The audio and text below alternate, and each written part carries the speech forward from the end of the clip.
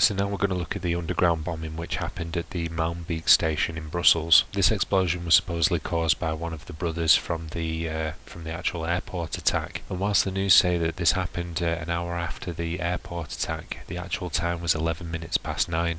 And if I'm being honest with you, I mean, I've spent a past day or so just looking into different aspects of this, trying to dig up any information I can just to sort of build a case, because that's all we're doing with these events, is we're sort of building a case. We can't look at every little detail because we'd be talking about them forever, so we're just sort of building a case as to why these particular events don't sit right with us, and the various reasons as to why, so that either you yourself can refresh your memory because you remember seeing this first time round, or if you're showing this to somebody can understand where you're coming from, because we're trying to keep it as simple as possible.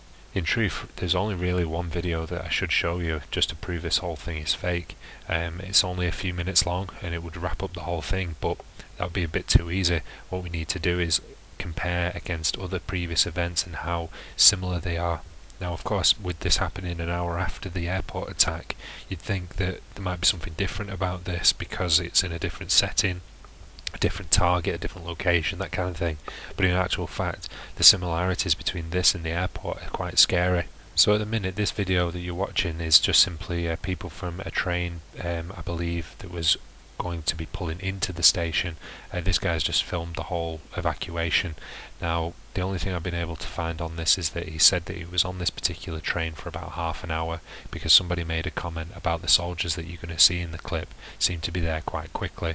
Well, if he's been sitting in there for half an hour after the bomb has gone off, then it's possible that soldiers would be mobilised by this point. So I'm not going to make too much of a meal of this particular footage, but there is one bit of this that I will come back to probably at a later date, because I think I have spotted something from this footage that this guy took that actually brings everything together, so I'll explain that another time. Now, I'm pretty sure of it, but feel free to correct me if I'm wrong, but these guys are actually walking away from the actual explosion. When I first saw this, I thought to myself, wait a sec, are they being brought towards the station because that's the closest? This guy said he was pulling into the station, but I think because of the direction of his train in comparison to where they're going, he is in fact going away from Malmbeek station.